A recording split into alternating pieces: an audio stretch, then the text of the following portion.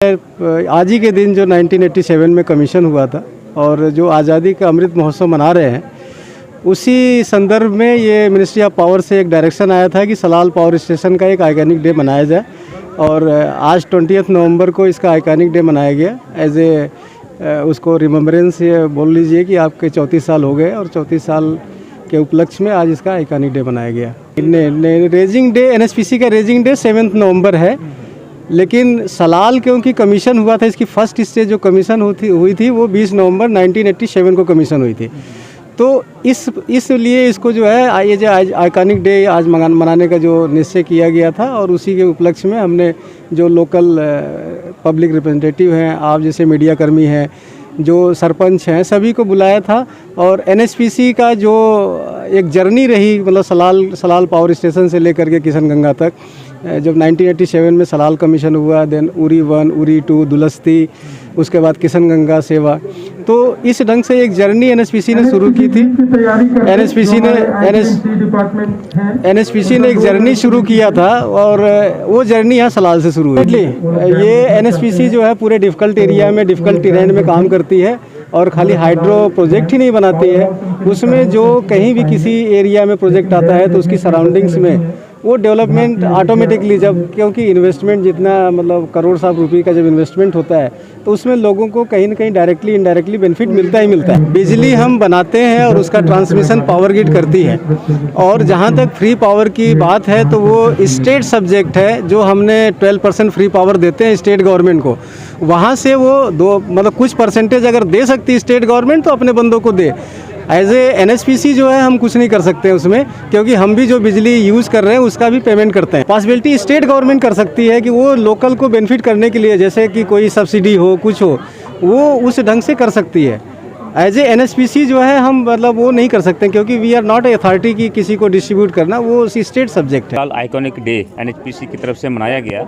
आज संयोगवश इन्होंने आज़ादी के 75वां वर्ष जो देश भर में इस वक्त हम अमृत महोत्सव के तौर पर भी मना रहे हैं, तो दोनों का संयोग करके एक ही दिन यहाँ पे प्रोग्राम ज्योतिपुरम की इस मकाम पे किया गया, मुनक़्क़द किया गया, जिसमें हमारे एग्जीक्यूटिव डायरेक्टर एनएचपीसी के यहाँ के जो हमारे जीएम हैं सलाल डैम के एन कुमार साहब। हम बात करें सलाल डैम की, तो इस डैम ने हमारी रियासी की जो कायाकल्प पलट की है, हर दृष्टि से मैं समझता हूँ कि हमारे सोशियो इकोनॉमी रियासी ज़िला की, हमारे रोज़गार, शिक्षा, स्वास्थ्य, रोड कनेक्टिविटी, पावर जनरेशन और पावर की सप्लाई जैसे यहाँ पे बताया गया। और हम जानते हैं कि इस प्रोजेक्ट की प्रोडक्शन का 13% जो है हमें free of cost Jammu Kashmir को मिल रहा है, जो फिर हमारे डेवलपमेंट के लिए इस्तेमाल हो रहा है। तो आने वाले समय में हम और अपेक्षा लेकर के बैठे हैं, जैसे कुछ गांव इस डैम ने अडॉप्ट किए हैं। पावर जनरेशन की अगर बात करें तो बिड्डा का जो प्रोजेक्ट है, हमारी कोशिश होगी कि ये भी एनएचपीसी ले, जो विंड प्रोजेक्ट है यहाँ पे हमारा। इसी तरह से हमारा रड नाला जो है वहाँ पे छोटा प्रोजेक्ट बन रहा है, और सावलाकोट का जो प्रोजेक्ट है जो भी हमारी और जो रोजगार दे सकता है। तो ये सारी चीज़ें जो हैं हम व्यवस्था और हम अपेक्षा रखते हैं एनएचपीसी को, और इसलिए हम कार्यरत रहे हैं, आगे भी रहेंगे। हमारी ये कोशिश होगी कि ये सारे प्रोजेक्ट्स जो हैं ये कंप्लीट हों, रोजगार मिले, शिक्षा मिले, सारी चीज़ें जो है हमारी प्रगति और उन्नति हो। ये देखिए, प्रोजेक्ट के बदौलत सुविधा जो 5 किलोमीटर की है, उस वक्त का जो मेमोरेंडम MOU साइन हुआ था वो बाद में विड्रा किया गया। और लेकिन मैं समझता हूँ कि देखिए, जो 13% जनरेशन इस प्रोजेक्ट की है, वो that runs into crores of rupees, वो हमारे जम्मू कश्मीर को ही मिल रही है, जिसके माध्यम से हमारे गांव की, यहाँ के गांव की भी डेवलपमेंट हो रही है। उसके अतिरिक्त अगर हम देखें, यहाँ पर जितने भी CSR के बहुत सारे प्रोजेक्ट्स हैं, चाहे वो पानी सप्लाई का प्रोजेक्ट हमारा रनसू शिवखोड़ी में है, इसी प्रकार से हमारे स्कूलों में एडिशनल एकोमोडेशन है, कंप्यूटराइजेशन के हवाले से ये करते हैं, कल्चर के लिए, स्पोर्ट्स के लिए, रोड कनेक्टिविटी के लिए, ब्लैक टॉपिंग के लिए हमारे सलाल, ये हमारा बिड्डा और थनपाल गांव अडॉप्ट किया हुआ है इन्होंने। उसमें भी 7-7 करोड़ के प्रोजेक्ट्स जो हैं वो आए हैं, लेकिन कोरोना महामारी की वजह से थोड़ा विलम्ब हुआ है। मैं समझता हूं कि और भी जो इनकी तरफ से हो सकता होगा, हम उसमें बिल्कुल इनको वो चीज़ें इनके समक्ष रखेंगे। 5 किलोमीटर की सुविधा प्रॉपर तरीके से जो एनएचपीसी देनी चाहिए वो मिलनी चाहिए, क्या आप इसकी आवाज़ उठाएंगे कि नहीं उठाएंगे? नहीं, मेरी तरफ से तो 5 क्यों 10 किलोमीटर होना चाहिए, और बिल्कुल हम इसकी मांग करेंगे।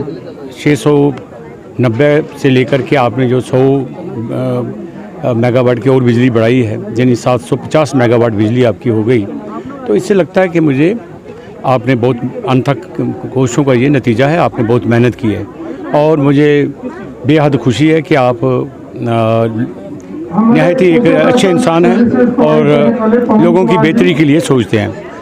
लेकिन उस संदर्भ में मैंने ये दरख्वास्त की जीएम साहब से कि साहब चूँकि बिजली और पानी और दरिया हमारा है, प्रोजेक्ट हमारा है और यहाँ से बिजली ट्रांसमिट होकर के बाहर नेशनल ग्रिड में जाती है और यहाँ के लोकल लोग जो हैं जिनको फ्री ऑफ कास्ट जो बिजली मिलनी चाहिए थी वो नहीं हमें मिल रही है। क्या संभव है आपने और मैं ये यकीन से कह सकता हूँ कि अगर प्रयास किए जाएं और यकीनन बिजली फ्री ऑफ कास्ट लोगों को मिल सकती है। और इन दी रूल्स ऑल्सो कि यहाँ भी कहीं कोई प्रोजेक्ट बनता है तो लोकल जो वहाँ के डेवलपर्स हैं आसपास रहने वाले लोगों को बिजली मिलती है वहाँ फ्री ऑफ कास्ट। और अगर फ्री नहीं वो दे सकते हैं टोटली तो सस्ते दामों पर दे दें, पर देना ज़रूरी बनती है उनकी।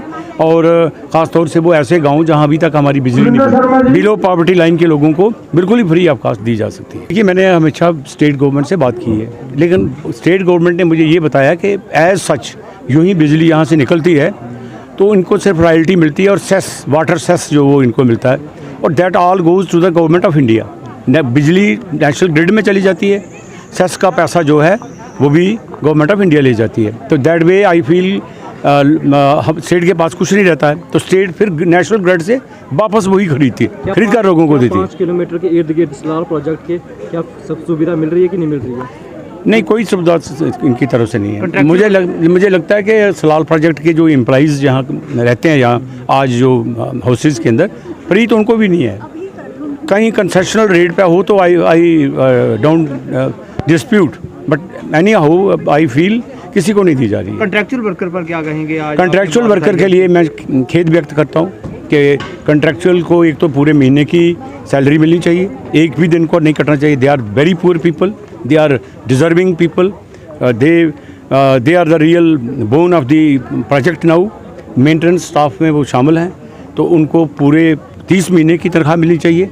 ये एक जो कैंपा का एक सिस्टम जो शुरू है जिसे कॉन्ट्रैक्ट को देते हैं और आगे कॉन्ट्रैक्टर जो होता है वो अपनी मर्जी से लोगों को रखता भी है, निकालता भी है और तनख्वाह भी अपनी मर्जी से देता है। It should be supervised by the national project authorities और लोगों को पूरी तनख्वाह मिलनी चाहिए।